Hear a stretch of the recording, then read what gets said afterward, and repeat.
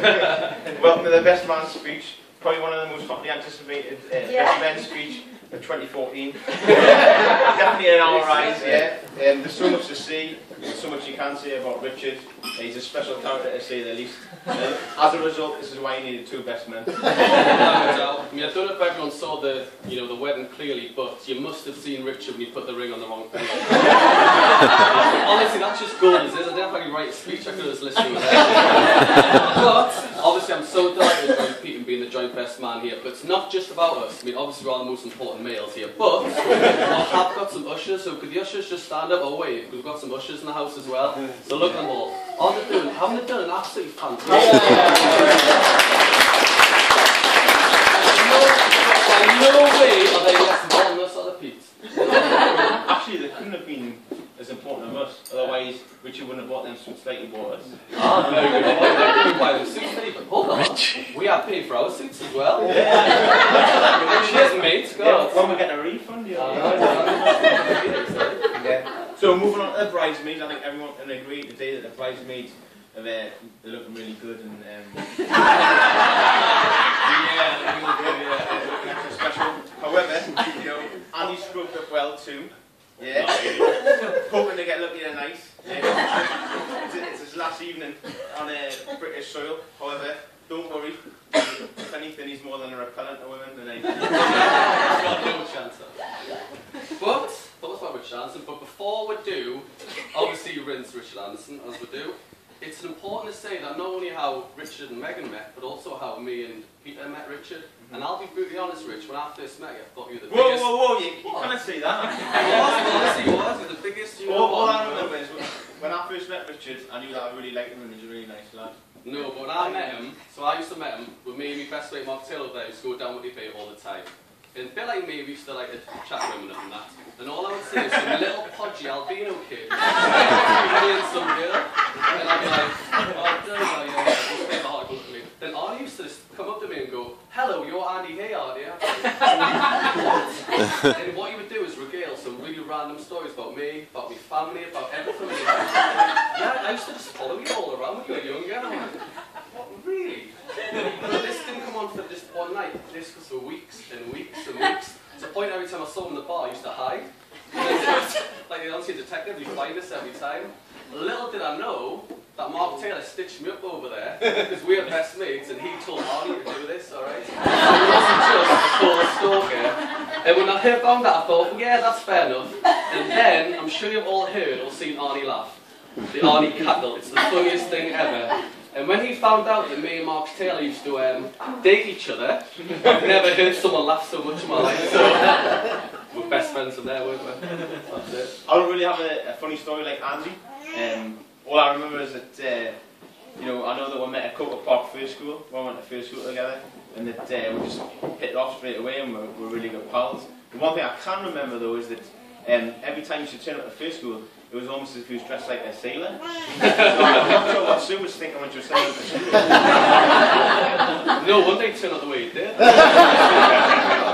But all joking aside, Richard has been worried about the speech. Yeah. So we came on last night, so me, Peter, Jimmy was there as well, Chris was there for a bit, and we had a bit of a chat before we went to sleep and we went, Andy, Pete, please just don't mention these stories. I'll do anything, I'm begging you, not mention these stories, didn't he? But you left the sheep, didn't he, in front of us? Yeah, so he said you can't talk mention about these stories. So we can't talk about the chat lines that he's used in the past. In particular, do you have any pets? Or what's your favourite meal? Like sausage, chips and beans. I think Jimmy might have a video of that somewhere, so really nicely. Yeah, ask him later and see if he can find And also, we're not allowed to talk about some disgusting things that Sue would catch him doing in the computer room. Also,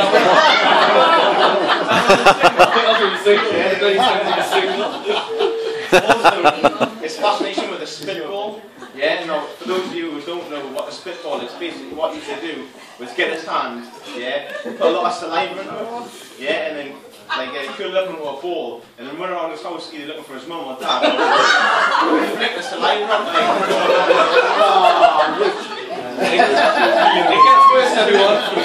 Also, we're not allowed to talk talk about an occasion that him and Mark went to cricket together. Malcolm was driving them, and he placed a used item on his shoulder. He can't be nice lad, but at times he's a disgusting character. Finally, he didn't want us to talk about how all his previous girlfriends finished him, especially Rebecca Armstrong in year 7. Whoa, steady on, steady on. Fair enough, he got dumped all the time, okay? Fair enough, he used to cry like a little baby afterwards. But, if he hadn't been dumped so much, he wouldn't have met the lovely Megan.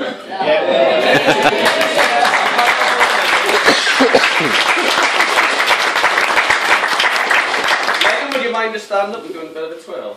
Yeah. Alright. Okay. Come on. Go on, Megan. Mind your head off the ceiling.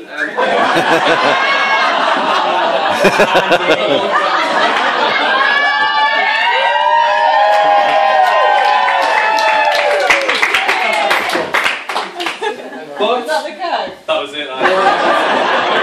Megan's told everyone. But no. Honestly, I'm brilliant together, and the love blossomed so much. Even bought a dog together, Harry. More than that. Which is great, yeah, and it links nicely on to how they first met. Oh, it was on that Plenty of Fish, wasn't it? I don't think so, no. Alright, it must have been Facebook, must have stalked photos on Facebook. No. Oh, it was that Twitter, wasn't it? No, I don't think it was Twitter either. Was it Tinder? Maybe it was Tinder. I thought. Actually, yeah, this is our take on how we think it was. Yeah, what do you think of it? Yeah, we think it was down Whitley Bay and Blue nightclub.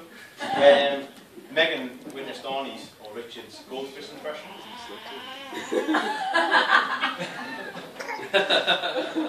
Goldfish impression, what do you mean? Richard, so, back in the day, yeah, what we used to do was go down to Whitley Bay, a Blue nightclub on a Thursday night, and get pretty drunk. And what used to happen is we'd arrive there, obviously quite intoxicated with alcohol, and Richard would sort of like stand himself at the side of the dance floor, yeah, till like from about 10 o'clock till like 1 o'clock in the morning. And then he'd walk around in the same circle, like a goldfish swimming around a boat. In memory? Yeah, so goldfish doesn't get like Richard in the nightclub used to like stand there next to the pillar, do a lap on the dance floor, and then come back like 2 minutes later.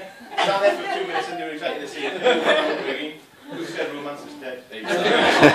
Honestly, it's such a good job you met Megan, alright? Because what he's famous for, I'm pretty sure his friends would tell you, one of the many things he's famous for is losing things. Yeah, definitely losing things. I mean, for starters, mobile phones. Yeah, money. Keys, you lose keys all the time. You lost quite a few fights in Whitley Bay as well. I know, you get lost every single fight. 10-0, 0-10. What do you have with that? And also, do you not lose bank cards, we're not saying? Bank cards? Yeah. I specifically remember a time when I was with Richard, when he'd like realised he'd lost his Barclays direct debit bank card, and he rang up Barclays Bank. And the woman on the other end of the phone had said, Richard, you do realise, or Mr. Anderson, you do realise this is your 23rd bank card. You've lost. Can you believe that? Also, there's a famous story where he lost his job as well. Which job is that? Right, bit of a show of hands. Anyone remember that Richard used to work the kitty wife when he was younger? Yeah.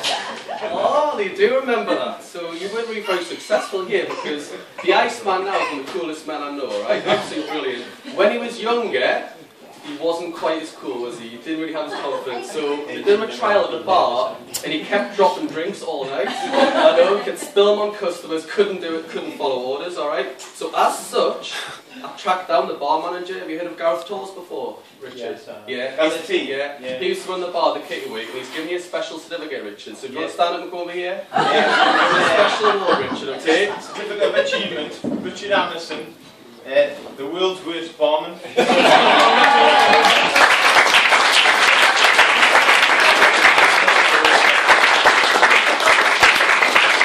But alas, despite Richard losing all these things, the most important thing he never able to lose, and that was his virginity. Oh, Mocktail told me that gag, alright? Moving on, Andy. Moving on, yeah. Love's blossomed, yeah. Richard did the honourable thing and proposed to Megan which is great. You know, me and Andy both think that Megan and Richard are great for each other, and really happy to be here today. Oh, that's absolutely amazing. And it brings us to the most important part of every wedding, the stag do. Alright? As you might notice from the males, some of the heads are looking down, especially Cameron's sort of a bit embarrassed at the moment. Right? I don't know why, but they're going to be worried faces, aren't they? Yeah. I mean, Megan was worried for starters because of what happened on David Best's stag do. Best do over there, big best. The White Leicester deal. When David had his stag do in Leeds of all places, and they got a coach down there on the train or whatever in the early afternoon, and they were drinking on the coach or the train, and they were absolutely mortal. They arrived at the hotel, dumped their bags, and then went straight out. And of course, well, Richard got absolutely blottoed, he lost his phone, forgot where he was staying, and as a result ended up sleeping in a train station, Leeds train station, until the first train, the early train in the morning, could take him back to Newcastle, whilst everyone was out looking for him worried.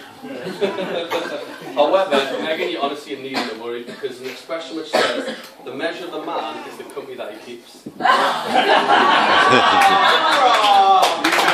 know it.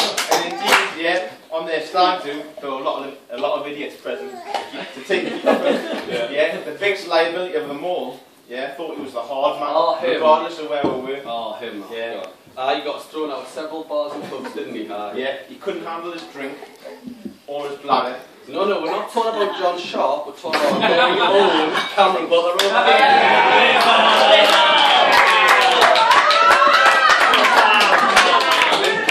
Cameron, I have on you. Are you going to tell people why we got chucked out of those bars, are you? No. That says it all. That's Harry.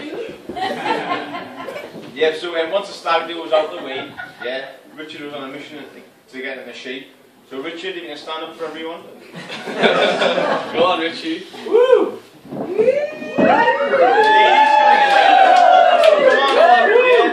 Not. So the one thing Richard is renowned for is, regardless of how much fitness training he does and how hard he tries to get into shape, his body shape never changes. And regardless of how much training you can do in cricket, he still remains rubbish at it. Well done, Richard.